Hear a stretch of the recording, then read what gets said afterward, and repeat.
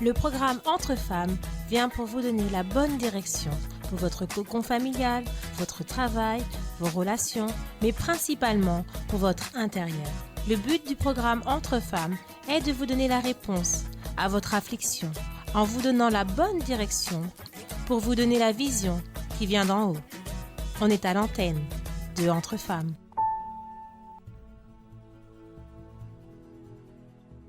Chers amis, bienvenue à notre Entre femmes d'aujourd'hui. Nous sommes ici en plein jeûne de Daniel. Le jeûne a commencé ce dimanche et il va aller jusqu'au 13 juillet 2025. D'ailleurs, ce mois de juillet, nous allons avoir beaucoup de surprises, d'attentes et sincèrement, si vous plongez dans le jeûne de Daniel, accompagné de cette campagne au sujet de la justice, comme la parole de Dieu d'ailleurs le dit, de chercher premièrement le royaume et la justice de Dieu, et toutes ces choses vous seront données par-dessus. Vous voyez qu'ici, dans ce verset de Matthieu 6, 33, il est dit de chercher premièrement le royaume et la justice de Dieu, non notre justice. Et c'est ça qui fait toute la différence.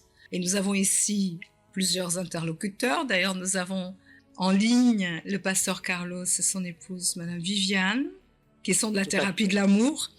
Et pasteur, cette campagne avec le jeûne de Daniel, juste pour se centrer sur la volonté de Dieu, dans la vie sentimentale, ça existe beaucoup. La personne connaît ce verset, connaît cette parole, mais au moment où elle doit agir, elle agit par le sentiment. Parfois, elle ne cherche pas la justice de Dieu, elle veut sa justice. Parfois, elle a été victime, qui sait, dans son enfance, d'abandon.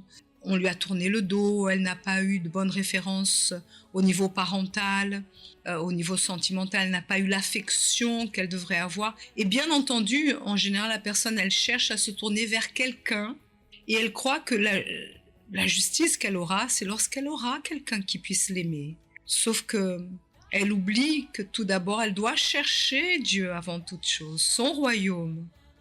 Le roi de ce royaume qui doit régner dans sa vie et ce qui est juste pour ce roi-là. Parfois, elle pense, non, Dieu va être honoré si moi je vais être justifiée. J'ai mon mari qui me trompe, je suis quelqu'un qui est seul, j'ai besoin de quelqu'un. Quand ma vie sentimentale, conjugale, familiale va être restaurée, je vais être un témoignage pour mon Dieu et je vais l'honorer et justice sera rendue. Mais elle ne cherche pas que le roi dirige sa vie. Elle ne cherchait pas à rentrer dans le royaume de Dieu. Elle ne cherche pas la justice de Dieu. Elle cherche à ce que Dieu lui fasse justice selon son concept et ses points de vue. Oui, madame, c'est exactement ça. Et d'ailleurs, toutes les dames qui nous entendent dans l'émission Entre femmes de ce mardi, est un sujet sensible quand nous pensons de cette manière parce que beaucoup attendent et cherchent d'abord sa propre justice. C'est vrai que le verset biblique mentionne la justice de Dieu. Et la plus grande injustice que Dieu voit regardant une personne, même que trahie par son mari, elle est trompée, elle a été abusée, elle a été délaissée, elle a vécu une relation amère, elle a été trahie, trompée, abandonnée. Ces injustices sont en réalité superficielles dans la vie de l'être humain. Mais la plus grande justice que Dieu voit, c'est qu'au-dedans d'elle, elle n'a pas encore eu cette prise de conscience, comme vous disiez, qu'elle a besoin que le roi d'abord règne en elle. Et cette justice, c'est au-dedans. C'est pas visible à l'extérieur. À l'extérieur, beaucoup de gens sont là en train de élever le trophée du mariage. Ils sont là, postant les photos, voici, je suis maintenant marié. Les réseaux sociaux sembleraient justifier beaucoup de personnes. Les gens sont là en train de faire justice dans les réseaux sociaux, on peut dire, publiant des photos, des moments, des images, elle s'évade, elle voyage. Tout le monde voit, mais voilà, finalement, elle a rencontré quelqu'un. Mais parfois, cette personne, au-dedans d'elle, la justice n'a pas été établie. Et c'est là où Dieu regarde en premier. Parce qu'à l'extérieur, les gens vont voir une relation de plus, un mariage de plus. Elle a connu quelqu'un d'autre, tout le monde dit, mais c'est bien. Voilà, finalement, c'est ça même, il fallait trouver une autre personne. et dedans toujours l'injustice. Quelqu'un qui ne pardonne pas, quelqu'un qui n'a pas oublié le passé, quelqu'un qui est capable même d'être dans un nouveau mariage et elle garde des rancunes contre l'ex-mari ou l'ex-relation. Donc ce sont ce que beaucoup de fois les gens ont du mal à comprendre la justice, Madame Elisabeth. La justice est montrer à tout le monde qu'elle va bien. Mais la justice de Dieu, c'est d'abord changer l'intérieur de cette dame qui nous entend maintenant. Tant et si bien, Pasteur Evian, le problème, par exemple, la personne, elle cherche pour une solution au niveau du mariage, au niveau de la vie sentimentale. Elle obtient. Parfois, elle obtient, le mari a changé. Le mari, maintenant, est gentil. Maintenant, il accepte qu'elle aille à l'église. Ou elle trouve quelqu'un. Et la personne, elle s'arrête là. Si la personne elle-même, elle ne vise pas le royaume de Dieu, elle ne priorise pas le royaume de Dieu et la justice de Dieu, elle n'a pas une intimité avec Dieu, elle s'arrête là. Peu importe, comme d'ailleurs on avait eu même un témoignage il y a quelque temps en arrière où la personne disait non, mon mari il a changé, il est ceci, c'est un excellent mari. Et quand le pasteur a demandé, mais votre mari, je ne le vois pas à l'église. Ah non, pasteur, il ne vient pas à l'église. C'est un très bon mari, il a beaucoup changé, mais il ne vient pas. Si elle ne vise pas son salut, son intimité avec Dieu, si elle n'est pas quelqu'un qui est juste envers Dieu, dans son intimité personnelle avec Dieu, pour elle, que le mari vienne ou ne vienne pas, même si elle se marie avec quelqu'un qui est à l'extérieur, qui n'a pas la même foi qu'elle, ce qu'elle veut, c'est que son objectif soit réalisé. Ah, mon mari, maintenant, il est gentil. Ah, maintenant, je me suis mariée. Mais peu importe avec qui, et peu importe s'il est quelqu'un de Dieu ou pas. Elle a assouvi son désir. Ses émotions ont été comblées, entre guillemets. Mais elle va souffrir après. Et ça lui suffit. Mais lorsqu'on cherche réellement, sincèrement, premièrement, le royaume de Dieu et la justice de Dieu, et on a le salut en nous, comment on va accepter de se limiter et de vivre cette injustice dans notre vie? Oui, Madame Elisabeth, oui, c'est justement ça. Dieu, il veut faire justice dans la vie de toutes celles qui clament pour cette justice. Mais il faut comprendre que la première justice, c'est justement écouter la voix de Dieu, savoir comment faire. Quand nous sommes prêts à écouter quels sont les enseignements de Dieu, qu'est-ce qu'il veut pour ma vie, avoir cette intimité que vous disiez avec Dieu, être prête à obéir ce qu'il nous dit, qu'est-ce qui se passe? Nous n'avons même pas besoin de réclamer quoi que ce soit. Le propre Dieu regarde, il voit notre nécessité, il voit la nécessité de cette dame qui lutte tous les jours pour sauver son mariage. Il voit la nécessité de cette jeune fille qui est là depuis longtemps seule. Donc Dieu, il est prêt à écouter, mais il faut que nous mettons les choses en place. Il ne faut pas que nous traversons les étapes. Il faut que nous allons par étapes, que nous nous laissons nous guider, que nous obéissons aussi, c'est ce qu'il nous dit. Parce que beaucoup de fois, on écoute, on sait quel est le chemin de la victoire, on sait quel est le chemin qui va nous apporter la victoire, la grâce de Dieu de notre vie sentimentale, par exemple, mais on n'est pas prêt à obéir. On insiste à faire les choses de notre manière. On insiste à aller dans un chemin qui, beaucoup de fois, se trouve plus facile, mais qui n'apporte pas le bonheur de notre vie. Tout à fait. Pasteur, c'est quelque chose qui bien des fois, la personne, elle vit ça, elle veut que son émotion, son sentiment soit assouvi, mais elle ne se préoccupe pas que Dieu soit honoré ou glorifié. Elle veut que son sentiment soit assouvi. É une soif d'injustice, une soif de justice inversée. É une soif de justice à sa façon, à sa manière. Elle devait avoir soif de justice de Dieu, soif de justice de Dieu dans sa vie. Parce que c'est exactement ça. Les gens à la recherche de résoudre des problèmes, d'être bien, elle se contente parfois de cette transformation superficielle et elle s'arrête. Madame, ce thème que vous avez dit tout à l'heure là, si Dieu nous rappelle ça jeudi, c'est un thème qui devait être abordé aussi, parce que beaucoup de femmes et beaucoup de personnes sont dans cette situation-là. Le mari va mieux, il n'est plus cet homme méchant. Mais alors, elle va bien, non, ça va, la relation va bien. Mais le principal n'a pas été fait. Elle ne vise plus, elle ne va pas au profond de cette recherche de justice pour qu'il se convertit, pour qu'il vienne à l'église. D'autres personnes aussi fréquentent des personnes même qui ne sont pas encore dans la foi. Et elles disent ça, non, sont bonnes personnes, on se complète, on se comprend, nous sommes très fusionnels. Ah, il ne prie pas, il n'est pas croyant, mais c'est quelqu'un de très gentil, quelqu'un d'aimable, nanana. Soit, elle voit la justice juste dans le point physique, j'ai rencontré quelqu'un, j'ai quelqu'un, mais c'est injuste dans la vision spirituelle de prioriser nos émotions, de prioriser le cœur. É injuste. Car la justice de Dieu est que toute personne puisse avoir une expérience avec lui. Si elle connaît véritablement Dieu, elle va désirer que quelqu'un qui est à côté d'elle vienne aussi connaître Dieu.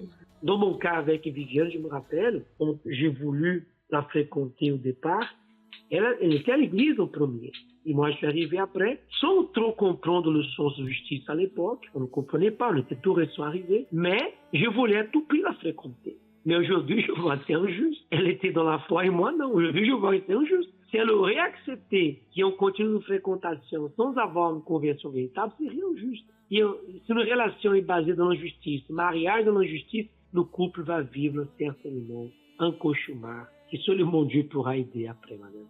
Tout à fait, tout à fait. La personne, elle ne comprend pas que c'est Dieu qui doit diriger sa vie, qui doit honorer sa vie, pas que Dieu doit l'honorer seulement sur une situation. Et beaucoup finissent même par tourner le dos à Dieu parce que Dieu se retrouve dans l'impossibilité de la bénir dans ces situations-là. Et pour en parler un petit peu mieux, nous avons ici notre invitée, n'est-ce pas Monique? Oui, madame, bonjour tout le monde. Tu l'as caché. Et nous avons ici Cindy, du centre d'accueil de Nanterre. Bonjour. Que le pasteur, bien entendu, et bien le connaissent bien, puisque vous étiez à Nanterre, anciennement. Et vous avez aussi, j'imagine, parcouru un petit peu l'histoire de Cindy. Et dites-nous, vous aussi, vous pensiez que vous étiez en train de vivre une injustice lorsque vous êtes arrivé à l'église, parce que vous étiez déjà venu ici sur les plateaux de l'Entre-Femmes, vous étiez quelqu'un qui était très tourné du côté de la mode, vouloir vous remplir, vouloir l'attention des autres, et j'imagine, Monique aussi, dans ce monde de mode, on attire aussi beaucoup le regard des garçons, et les filles, elles veulent remplir leur intérieur avec les regards, avec les beaux vêtements, avec l'attention des autres. Ah oui, surtout les jeunes sont très, très apparence, très, très montrés. Donc, on a quelque chose à montrer, c'est beau, c'est là où il y a de l'argent, là où il y a... Voilà, pour eux, c'est bien. Et c'est ce que vous cherchiez à l'époque? Oui, c'est ça, c'est ce que je recherchais, l'attention des hommes, qu'on me voit, de tout le monde en vérité, mais des hommes, parce que certainement dû à quand j'étais plus jeune, où j'étais la plus grande, la moins jolie, celle qui avait de l'acné, j'étais la bonne copine, l'entremetteuse, et donc je pense que c'est dû à ça que par la suite j'ai voulu en fait plaire, et que j'ai compris que j'avais ce pouvoir entre guillemets de pouvoir plaire aux hommes. Donc de là j'ai enchaîné des relations. Et tout ce que vous avez décrit tout à l'heure, donc avec Madame Viviane et Pasteur Carlos, je me suis reconnue en fait. Je me suis reconnue dans le fait de vouloir investir dans des relations avec des personnes, en mettant tout en œuvre, sans avoir la direction de Dieu. Je connaissais Dieu. J'étais déjà venue, j'avais cette base chrétienne, mais je ne connaissais pas la volonté de Dieu pour moi dans la vie sentimentale, et j'y avais jamais réfléchi, j'y avais jamais pensé. Donc je faisais vraiment tout à partir de mon cœur, de mes émotions, de ma chair, de ce que je désire le plus. Si je veux être avec cette personne, j'y allais, et ça a toujours mal fini. Vous pensiez que ça allait combler ce vide d'attention que vous aviez, mais en fin de compte, vous en souffriez. C'est ça, exactement. C'était vraiment pour combler et vous étiez toujours en train de quête? Toujours en quête. C'est-à-dire que depuis le jour où j'ai su que je pouvais plaire, jusqu'au jour où je suis arrivée à l'église, je n'ai jamais été célibataire. Par contre, vous disiez, vous aviez un pouvoir de séduction, et sauf qu'à un moment donné, ce pouvoir, il s'évanouissait si quelqu'un s'intéressait à vous, qui vous plaisait aussi, bien entendu, parce que j'imagine que vous n'alliez pas vous mettre dans les bras de n'importe qui, mais c'est vous qui sortiez de ces relations lésées et qui souffriez. Donc j'ai 3 relations longues. 2 relations se sont mal terminées, les 2 dernières, puisque ce sont les personnes qui m'ont laissée. Donc c'est moi qui souffrais à la fin Et la dernière relation, vous êtes tombée enceinte. C'est ça exactement, je suis tombée enceinte et lorsque le papa a appris donc la grossesse, il nous a quittés. Il a eu peur. Pour lui c'était trop de responsabilité alors que ça allait bloquer sa vie, détruire sa vie. Oui, c'est ça, parce qu'il est comédien. C'est quelque chose que j'ai jamais dit, mais voilà, il a une carrière dans la comédie, tout ça. Donc pour lui c'était impensable d'avoir un enfant. Et ça arrive souvent, pasteur, de voir ces scénarios qui arrivent. La personne, elle est en quête, elle arrive même à être, disons, comblée, parce que j'imagine que les personnes aussi se satisfont de pouvoir avoir des relations d'un côté à l'autre. Mais lorsqu'arrive une certaine responsabilité, d'ailleurs ça a été parlé aussi lors de la dernière thérapie, la personne réagit de manière bien différente. Oui, madame, nous avons appris aussi dans cette thérapie, qui concerne un peu la situation de Cindy et de beaucoup d'autres femmes, jeunes filles, mademoiselles, qui dans cette première phase où la personne sort, fréquente quelqu'un, est comme si elle était enchantée, passionnée. Elle est prête à tout. Tout est bonheur, tout collabore pour la relation. Mais lorsqu'une difficulté vient, lorsque la personne se dévoile vraiment, elle perd les pieds, elle perd son appui. Et c'est ce qui s'est arrivé avec elle, Cindy, et tant d'autres. Et beaucoup de relations aujourd'hui sont comme ça. Et le problème, c'est ça, c'est la recherche de sa propre justice. Combler un vide, être en couple, ne pas être seul, soit je dois m'encadrer à mon cercle d'amitié, je dois m'encadrer même parfois la famille, parce que beaucoup, aujourd'hui, souffrent de pression de la famille, des copines, mais tu es seul, tu n'as jamais personne. Et elles commencent à accumuler ces émotions, donc il faut à tout prix trouver quelqu'un. Tout prix. Et ça, c'est sa propre justice. Le problème, c'est que ni souvent elle est préparée. Elle n'est pas préparée. Nous pouvons comprendre qu'il devait même être une norme pour beaucoup de personnes. Tant qu'elle n'a pas résolu sa justice avec Dieu, il est préférable qu'elle ne fréquente pas quelqu'un. Il est préférable. Et cette justice avec Dieu vient de nous rencontrer avec lui, vient de se donner véritablement, se convertir, recevoir le Saint-Esprit. Ça, c'est la justice entre elle et Dieu, qui lui donnera des bases pour pouvoir plus tard, véritablement, assumer une relation et même affronter les difficultés qu'une relation parfois peut aborder aussi, des difficultés. Mais si elle est de Dieu, elle va surmonter tout cela. Et n'ayons d'ailleurs au-dedans d'elle cette justice avec Dieu, madame. Tout à fait. Et Monique, ça arrive souvent, j'imagine, au milieu des jeunes, parce que là, Cindy, vous êtes tombée enceinte, mais c'est pas venu toute seule. Non. Chacun a décidé, et c'est pour ça que bien des fois, il y a tous ces systèmes pour éviter d'avoir des enfants, on va pas les citer ici, etc. Les gens prennent des précautions, disons, pour faire ce qui leur fait plaisir, mais pour ne pas avoir des conséquences. Sauf qu'à un moment donné, les choses arrivent aussi, peuvent arriver. Mais comme dans le cas de Cindy, elle va en parler aussi plus tout à l'heure, il y en a un qui ne prend pas sa responsabilité. Au moment de l'acte, tout le monde était d'accord. Ou en prenant, mais quand les responsabilités doivent être là pour assumer, soutenir, aider même, parce que ça change tout. Et tout d'un coup, la personne tombe enceinte et le jeune homme, ou l'homme se désiste de cette situation, ça affecte l'intérieur, ça va affecter l'enfant. Mais il n'y a pas de responsabilité face à tout cela.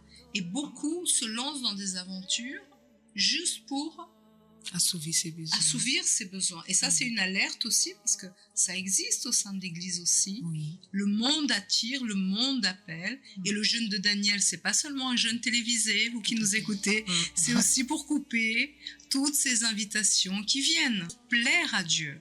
C'est pas je coupe la télé, je coupe la radio, je coupe les réseaux sociaux, mais je fais d'autres choses qui déplaisent à Dieu. Non, c'est pour plaire à Dieu, pour se centrer pour écouter la voix de Dieu. Et beaucoup peuvent être dans ce danger également. Oui, et là, dans le cas de Cindy, c'était la grossesse, mais il faut savoir qu'il y a beaucoup de maladies certaines maladies aussi que les jeunes peuvent attraper et qui ça se voit pas tout de suite. Des fois, des années. C'est comme ça me fait, pendant toute l'émission là, j'étais en train de penser à ce que l'évêque a parlé samedi dernier aussi dans la réunion des jeunes. La facture arrive. Oui. Et quand c'est pas une facture physiquement parlant d'une grossesse, une maladie, c'est les marques qui restent aussi dans la vie de la jeune fille ou même du garçon, parce que des fois il y a des garçons aussi qui pensent que c'est que les femmes qui souffrent, mais les marques elles restent aussi dans la vie des garçons, sans savoir aussi le bagage spirituel, parce que quand on se met avec quelqu'un, c'est tous ces bagages spirituels qui viennent aussi. Enfin, c'est d'injustice après des injustices. C'est beau à parler et demander la justice de Dieu, voir les choses physiques arriver. Et ça, on parle surtout pour les jeunes qui sont déjà à l'église, parce qu'il y en a beaucoup qui cherchent pour avoir une belle carrière et aussi dans les études, qui c'est pas quelque chose d'erroné, il faut chercher. Mais ce qui a été dit aussi samedi dans la réunion des jeunes, ce qu'on vient de parler aussi, c'est vraiment chercher cette justice intérieure, savoir comment ça va ma vie devant Dieu. Parce que c'est ça le plus important, c'est la base de toute chose. Comment je suis juste, moi, devant Dieu. Et là, face à tout ça, Cindy, vous avez eu un sentiment d'injustice. Exactement. Donc, face à tout ça, donc première injustice, le père de ma fille me quitte. Et deuxième injustice, c'est que j'apprends que ma fille a un problème, enfin que mon bébé a un problème à ce moment-là. Et là, grosse injustice, je me suis tournée à Dieu, j'ai prié et j'ai demandé pourquoi moi, en fait, pourquoi moi. Et j'étais aveuglée par tous les péchés que j'avais faits parce que j'étais pas dans la vie que Dieu voulait. Et je demandais, mais pourquoi moi? Qu'est-ce que j'ai fait de mal? Alors que, j'étais clairement dans l'injustice, en fait. Mais ce monde, Cindy, enveloppe tellement les jeunes et les gens. C'est normal, c'est ce qu'on a même parlé dans cette rencontre des jeunes, ce verset qui est extraordinaire d'Ésaïe 5:20. Malheur à ceux qui appellent le mal bien et le bien mal. C'est-à-dire que ce qui est mauvais est bon pour tout le monde. Donc, c'est ce que vous viviez. Vous étiez d'ailleurs dans un entourage de mode, de glamour, ou bien des fois, il y a plusieurs connaissances, plusieurs rencontres. Tout ça, c'est normal pour le monde. Tant qu'on n'a pas la parole qui entre dans notre vie, qui ouvre notre entendement à travers la présence du Saint-Esprit. C'est pourquoi nous sommes dans ce jeûne, pour recevoir le Saint-Esprit, parce que lui seul illumine notre entendement pour montrer ce qui est bon aux yeux de Dieu. Parce que dans ce monde, de plus en plus, ce qui est mauvais est bon, et ce qui est bon est mauvais. Donc vous étiez dans cette ambiance. C'est ça, j'étais dans cette ambiance, et pour moi, j'étais pas une mauvaise personne, j'étais une bonne fille. Vous vouliez être heureuse? Voilà, je voulais juste être heureuse, commencer une relation avec quelqu'un. Pour moi, c'était normal de me donner à quelqu'un alors que j'étais pas mariée. Enfin, pour moi, je ne voyais pas le mal.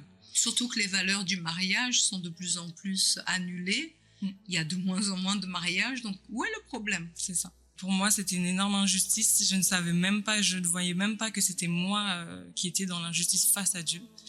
Et c'est quand je suis revenue à l'église et que j'ai pris cette décision de me donner, que j'ai entendu parler du Saint-Esprit, alors que auparavant j'en entendais parler, mais là vraiment mes yeux étaient ouverts. Et là j'ai réalisé que c'était moi qui étais injuste devant Dieu. Vous aviez réclamé devant Dieu que c'était injuste, oui, vous avez agi par le sentiment, bien dans la souffrance voilà, que vous étiez. Ça. Je me souviens que le soir où j'ai appris le problème avec ma fille, le soir même, j'étais dehors, je pleurais à Dieu et je priais. C'est comme si je l'accusais de la vie que j'avais à ce moment-là. Que je l'accusais, pourquoi, qu'est-ce qui se passe, qu'est-ce que j'ai fait, je comprends pas. Comme si c'était lui qui essayait avait de vous fait tout ça. punir. Oui. Et je sais pas, on a cette habitude de toujours accuser Dieu. Et donc quand j'ai voulu me donner, donc c'est là que j'ai compris que c'était moi le problème, ma vie en fait, la vie que je menais, c'était ça le problème. Et comment a été votre parcours au moment donné où vous vous êtes rendu compte que vous étiez en dehors de la pensée, des principes de Dieu? Ça a été assez rapide parce que j'ai pris la décision, le moment où j'ai fait cette prière sincère, j'ai fait un vœu avec Dieu. Le lendemain, je me suis baptisée d'eau. Et après, j'ai enchaîné, je venais tous les jours à l'église. Là, j'avais pris la décision, donc c'était assez rapide. C'était plus pour le baptême du Saint-Esprit où il y avait les doutes, les pensées. Et Pasteur et Viviane, vous témoignez de ce changement? Nous avons vu Cindy. On a connu un petit peu sont passés par rapport aux témoignages.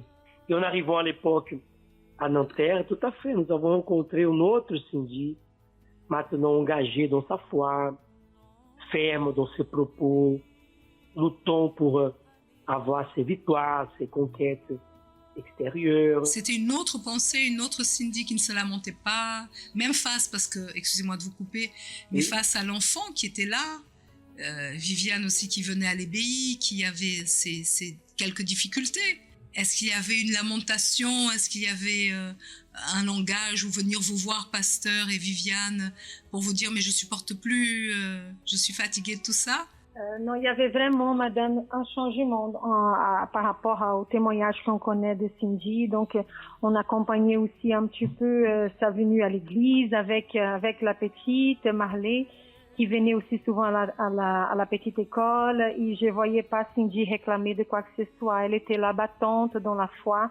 Donc, je crois que c'est le principe de tout. Lorsqu'on reconnaît la situation qu'on vit, la propre injustice, qu'on est dans cette injustice et que c'est pas Dieu le coupable des résultats que nous avons dans notre vie, tout change à l'intérieur de la personne. Elle a une autre vision des choses.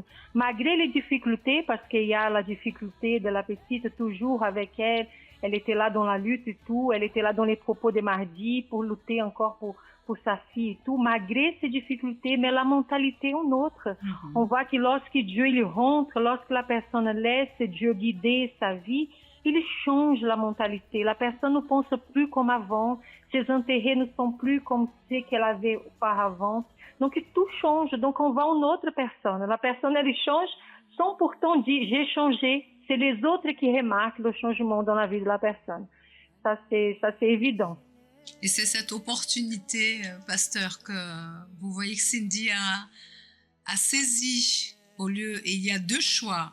Ou se lamenter et crier à l'injustice et continuer à vivre ainsi en accusant, en pointant le doigt à tout le monde, comme on l'apprend bien à la thérapie, ou alors voir cette situation comme une injustice, mais pour Dieu, et une opportunité pour soi de pouvoir, avec Dieu, le témoigner et montrer au monde entier qu'il existe dans les difficultés, dans les luttes. Et ça change complètement, parce que nous avons cette vision de lutter pour une situation de notre vie, mais cherchons glorifier le nom de Dieu. Par exemple, un problème com la situation de Cindy, elle a déjà parlé de sa fille. Donc aujourd'hui, elle lutte pour qu'il vienne à glorifier Dieu, qu'il vienne à contrarier toute expectative de la médecine, tout ce qui a été prédestiné pour elle selon la médecine. Aujourd'hui, il y a un autre scénario. Et cela glorifie Dieu.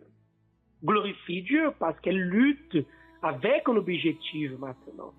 Et c'est aussi pour tout, que ce soit pour une situation de santé de quelqu'un ou pour le mariage. Donc l'épouse qui lutte pour le mariage, pour son marido, et elle vise, elle a comme objectif devenir un témoignage pour que Dieu soit glorifié. Que sa famille puisse voir et craindre le Dieu à qui elle croit et elle sert. C'était comme ça au passé. Les hommes du passé, les femmes du passé, ils démontraient un Dieu que tout le monde craignait, mais non pour leur gloire. Toute la gloire était toujours vers Dieu, parce que leurs expériences montraient la grandeur de Dieu, montraient le pouvoir de Dieu.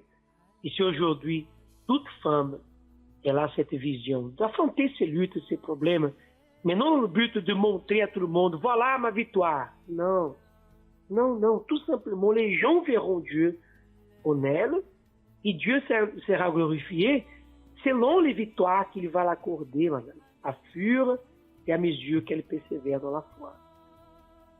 Et Cindy, la différence, ce qui a fait un avant et un après, c'est, comme vous avez dit tout à l'heure, cette recherche pour la présence du Saint-Esprit que vous avez voulu assez rapidement. Et c'est ce qui fait toute la différence. Exactement. C'est ce que Dieu dit ici dans son verset.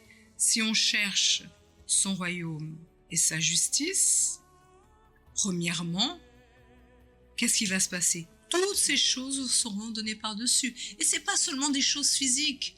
Parce que comme le pasteur Carlos et son épouse, Madame Viviane, le témoignent, ils vous ont vu une femme forte, avec un enfant handicapé. Ils ne vous ont pas vu réclamer de votre ex qui vous a abandonné, comme beaucoup peuvent en parler. Ils ne vous ont pas vu, fatigué, réclamer de la vie. Dieu donne par-dessus la force, l'entendement, le courage, la vision, la lutte pour lui. Je ne sais pas s'ils vous ont vu préoccupés à avoir votre vie sentimentale reconstruite, bien que vous soyez régulièrement à la thérapie de l'amour, c'est ça? Est-ce que c'est bien ça ce que Dieu donne lorsqu'on cherche son royaume et sa justice, la justice de Dieu premièrement? Parce que les gens veulent, ah non, je veux un mari, je veux une maison, je veux ceci, je veux... Mais Dieu nous donne une structure qui est la sienne. Exactement. Et ça, c'est quelque chose que je m'efforce de mettre en pratique tous les jours. C'est-à-dire que, oui, ok, on lutte le lundi, le mardi, le vendredi, on lutte pour la santé, pour la vie financière. Mais je me dis que je demande tellement de choses à Dieu parce que, voilà, on a des besoins, on a des nécessités. Mais je reviens toujours à cette parole de toujours chercher premièrement le royaume de Dieu et sa justice. Je reviens toujours à cette parole. Parce que j'imagine qu'en lui, vous avez trouvé celui qui vous comble. Exactement. Je trouvais la paix. Et qu'aucun problème, que ça soit votre fille, des situations au travail, ça peut être des situations dans la famille, ça peut être même un problème de santé qui peut surgir, rien ne pourra vous séparer de l'amour que vous cherchiez depuis toujours. Vous avez essayé de chercher cet amour chez les hommes, mais vous avez eu des situations récoltées. Oui. Mais à partir du moment où on a une intimité pleine avec Dieu et on le connaît réellement, on ne veut que plus rien nous sépare. Les problèmes vont venir, mais ils ne vont jamais nous séparer de Dieu. C'est vrai, parce que c'est difficile d'être mère seule déjà, d'être maman seule, et puis d'avoir un enfant avec des difficultés, c'est difficile. Il y a eu des jours où je suis venue en réunion où j'étais pas bien, où je clamais à Dieu, enfin pas clamais à Dieu dans le sens réclamer, mais plutôt dans le sens pour qu'il me soutienne. Mais ça, je montrais pas forcément parce que c'est dans mon intimité avec Dieu. Et c'est de là qu'il me fortifie en fait tous les jours. C'est lui qui me donne cette force.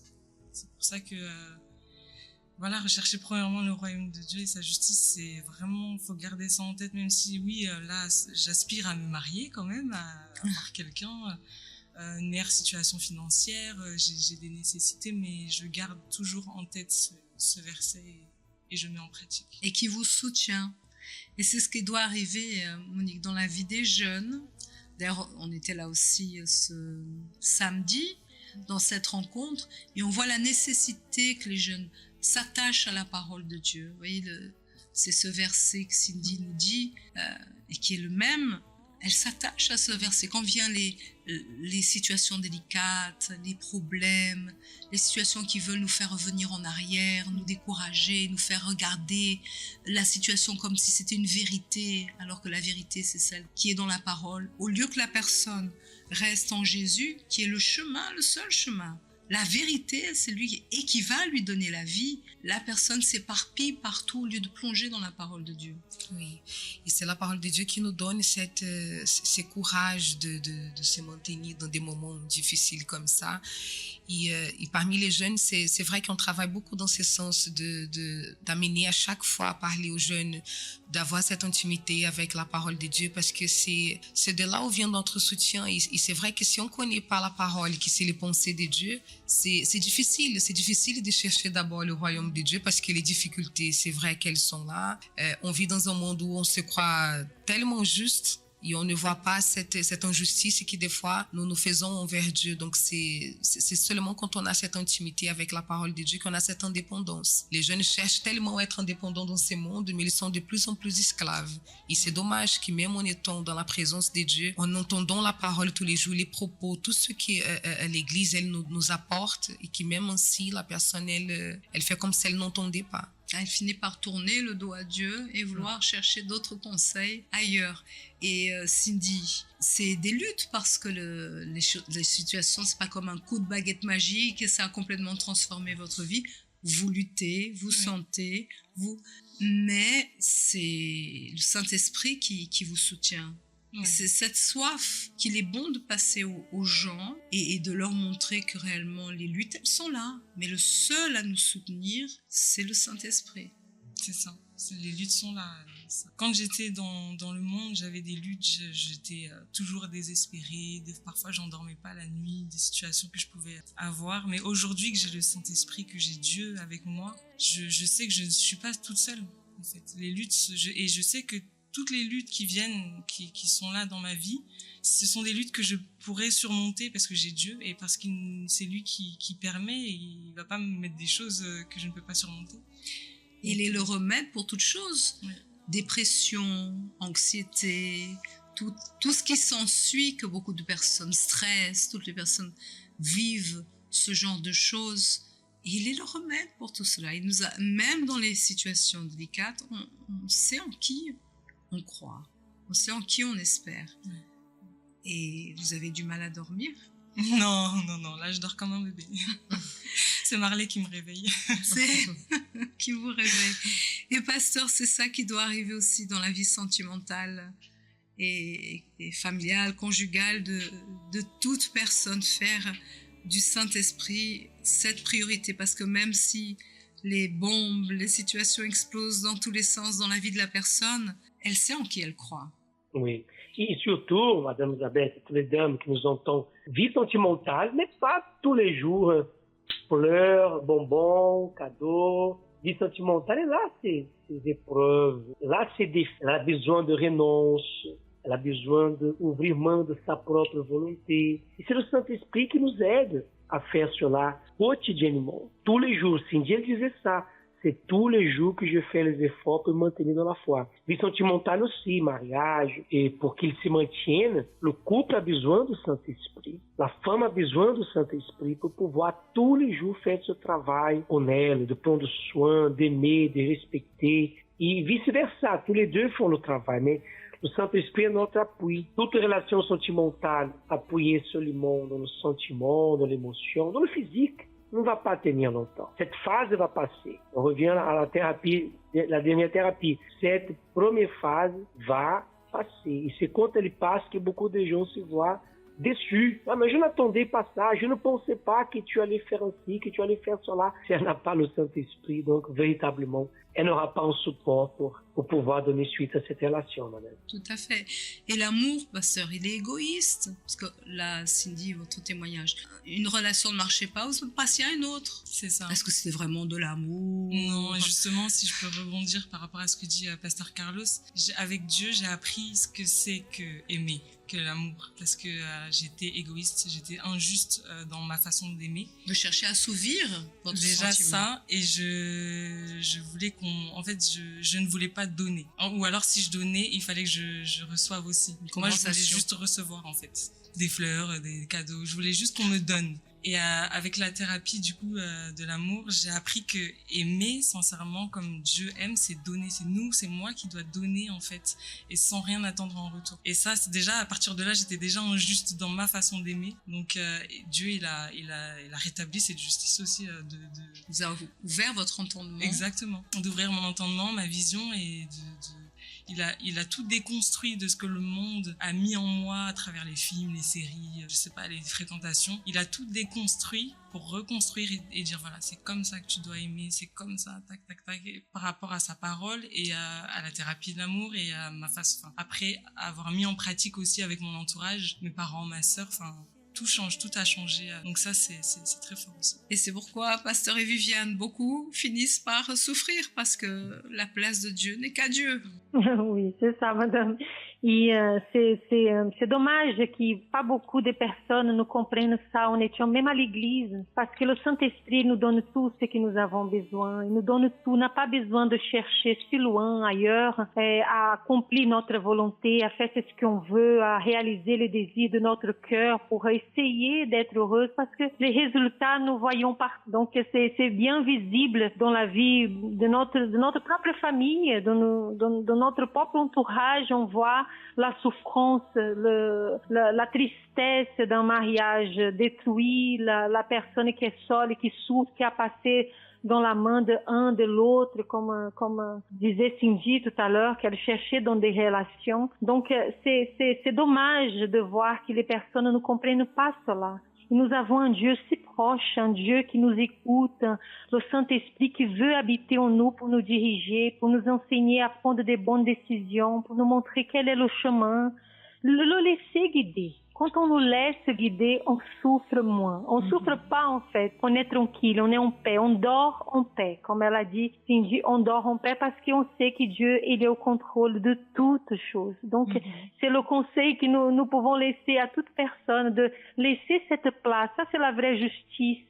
Laisser la vraie place au Saint-Esprit d'habiter véritablement à l'intérieur de nous pour pouvoir ainsi nous guider en toutes choses. Là, nous allons vraiment être épanouis, être guidés par le Saint-Esprit. Né? Si vous permettez, madame, j'aimerais poser une question à Cindy. Oui, Cindy, pasteur. Oui, pasteur. vous êtes heureuse? Oui. Mais vous êtes célibataire encore aujourd'hui. Oui. Mais heureuse. Heureuse, très heureuse. Très heureuse. Oui. Et c'est ça la différence que les dames doivent comprendre. Beaucoup pensent, regarde la façon injuste. Hein. Ah, je veux quelqu'un pour me compléter, quelqu'un qui va me combler. Je cherche quelqu'un pour me combler. Je cherche quelqu'un pour me faire être heureuse. Et c'est totalement le contraire. Je suis heureux et je rendrai quelqu'un heureux. Je donnerai ce que j'ai. Et beaucoup de relations sont frustrées à cause de ça aussi. Les personnes sont à la recherche de quelqu'un qui va la rendre heureuse. Et en réalité, c'est que, Madame Isabelle, combien d'autres femmes ont vécu un scénario semblable à celui de Cindy? Ça existe beaucoup, malheureusement, beaucoup qui ont subi la même fin dans la relation, mais qui aujourd'hui vivent encore avec des énormes traumatismes du passé et n'arrivent pas à tourner la page. Sont là, mélancoliques, tristes, dépressives, ont une vie complètement détruite. Et Cindy, malgré ce scénario, elle a surmonté avec l'aide du Saint-Esprit, sinon elle ne réussirait pas. Et c'est l'opportunité de pouvoir l'inviter même ce jeudi à venir à la thérapie de l'amour, parce que on parle d'amour, mais on parle avant tout d'amour intelligent. Et le fond de la thérapie de l'amour, c'est de mener la personne sur le chemin du véritable amour qui est Dieu. Avoir cette rencontre tout d'abord avec Dieu pour être guéri. En profitant pour inviter, madame, j'invite, je ne sais pas, peut-être qu'il y a des hommes qui entendent. Et voilà, un homme célibataire qui entend cette émission, un homme qui est déjà heureux, un homme qui élève la thérapie de l'amour, il est fidèle à Dieu. E lá ele écoute qu'il y a une mademoiselle célibataire, de son âge, heureuse, occasion idéale pour faire la thérapie, et demander, mais qui est Cindy qui a participé de l'émission? Mais c'est vrai, parce que s'il fait la thérapie, s'il est bien, s'il est heureux, donc sont deux heureux qui pourront se donner l'opportunité de se faire connaître. Et c'est ça la thérapie. D'abord, c'est travailler en nous. Elle participe à la thérapie. Et toute autre mademoiselle qui est là dans la même situation, dame qui vivent aussi ce scénario dans leur vie, sont invités. Ce jeudi à 19h30, nous sommes tous là à la thérapie. Parce que là, on parle des femmes, on est entre femmes, mais pasteur, ce n'est pas vous qui êtes homme. Ce n'est pas normal qu'un homme soit un coureur de jupons en train de vouloir multiplier comme si c'était des trophées. Il y a un problème aussi intérieur. Il y a quelque chose à guérir. Sûrement. Un homme qui vit ainsi, il n'a pas encore eu sa propre justice envers Dieu. Il vit injuste devant Dieu. Il ne pourra jamais compter avec la justice de Dieu. Comme dans la situation, oui, sans vouloir vous couper, comme dans la situation que Cindy a vécue dans sa dernière relation. Un homme qui l'a laissée alors qu'elle était enceinte. Combien sont ceux qui laissent des femmes et qui ne reconnaissent même pas, qui n'assument même pas, peut-être qu'il ne veut pas vivre avec la personne, mais va payer une pension alimentaire. Là, c'est pas votre cas. Il l'a pas reconnu. Donc, il ne paye pas, vous voyez. Et il multiplie, il a des enfants éparpillés dans toute la France ou dans le monde entier et ne veut pas assumer. Il y a quelque chose à résoudre. On ne lance pas la pierre. Il a besoin de se délivrer de ce caractère, de ce comportement. La thérapie est pour tout le monde. Pour les hommes qui ont ce comportement, pour les dames qui sont victimes. Donc, il y a les victimes, il y a ceux qui font les victimes, malheureusement. Mais tous les deux peuvent être aidés à la thérapie. Et là, oui, Dieu fera justice. Là, ils vont connaître véritablement le sentimental heureux. Nous avons des témoignages comme ça à l'église. J'ai connu beaucoup de couples où l'homme était comme ça et aujourd'hui ils sont heureux. Ils sont heureux, mariés, ils ont un autre comportement. Et c'est là qu'on voit la justice de Dieu. Quand la personne se tourne à lui, il est prêt à changer sa vie complètement. La vie change complètement parce que Cindy, imaginez que vous n'aviez pas été vers Dieu dans cette situation. Ça a été une opportunité. Combien sont celles qui, j'ai un enfant d'une relation, vous aurez pu avoir une autre relation, encore un autre enfant et avoir 2, 3, 4 enfants avec un père différent. Cette situation vous a permis d'aller vers lui, de le connaître et d'avoir une vie complètement différente.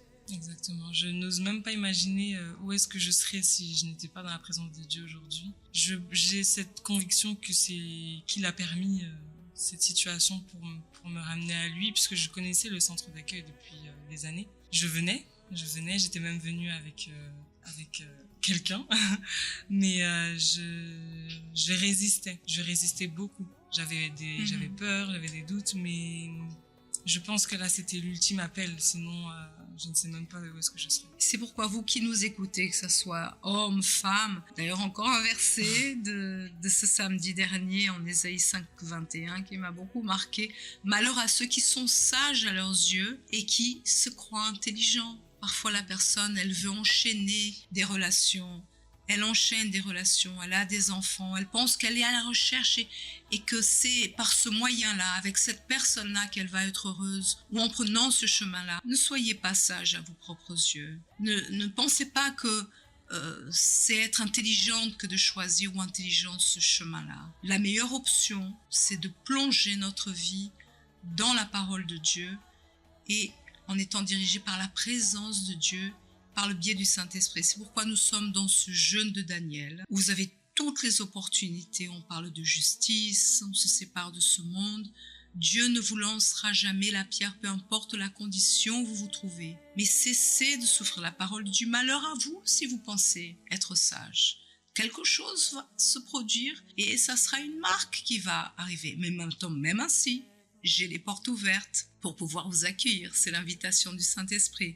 Et c'est pourquoi, pasteur, nous serons là avant jeudi aussi, mercredi, c'est bien ça? Avant tout, mercredi, pour chercher le Saint-Esprit. Tout à fait, madame. Toute personne qui priorise le Saint-Esprit, donc mercredi, elle ne peut pas manquer à l'église, qui est le complément quand elle arrive jeudi à la thérapie. Elle arrive déjà avec cette base de sa communion avec le Saint-Esprit. Et là, elle pourra avancer. Et ça, c'est être intelligent. Et vous n'êtes plus à Nanterre.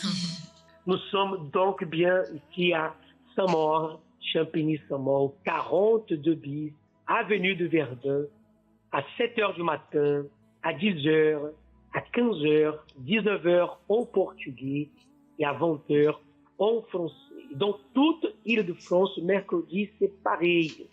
Ne manquez pas cette opportunité. À Paris, au siège, d'où vient cette transmission entre femmes, à Paris, Stalingrad, dans toute la région de l'Île-de-France aussi, et dans toute la France, en province également.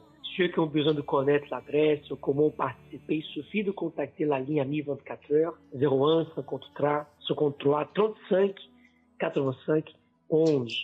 Et quelqu'un va donner les informations nécessaires à Dame Elisabeth pour arriver ce mercredi. Et après, le jeudi à la thérapie. Tout à fait, à Paris. Oui, Paris, cette fois-ci à Paris. Écoutez, ça a été un plaisir de vous avoir ici. Cindy, certainement votre témoignage va ouvrir l'entendement de beaucoup. Et nous nous retrouverons, parce que vous serez demain mercredi. Oui, je serai à Nanterre. À Nanterre. C'est ça. Et n'oubliez pas que nous avons aussi des jeunes intelligents qui se connectent. Oui, bien connectés ce soir à la connexion fun avec le thème. Assumer l'engagement. C'est ça. Ah. Que ça a tout à fait à voir avec ce que nous sommes en train de vivre, l'esprit que nous sommes en train de vivre à l'église. Parce qu'il est beau de demander à Dieu la justice, mais il faut avoir cet engagement, il faut avoir la direction de Dieu. Merci encore, pasteur Carlos, Viviane. Ça a été un plaisir. Marianne. Et nous nous retrouvons donc jeudi ici à Paris pour la thérapie. N'oubliez pas que 18h, à partir de 18h, 18h30, vous pouvez aussi être accueillis par le pasteur et Viviane qui dit tout à fait. Oui, je serai là.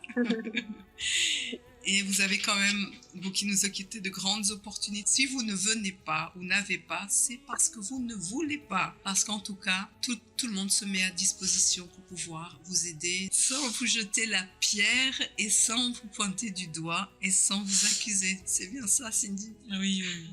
Que Dieu vous bénisse. Amen. Et à très bientôt. Au revoir. Au revoir. Merci infiniment. Au revoir.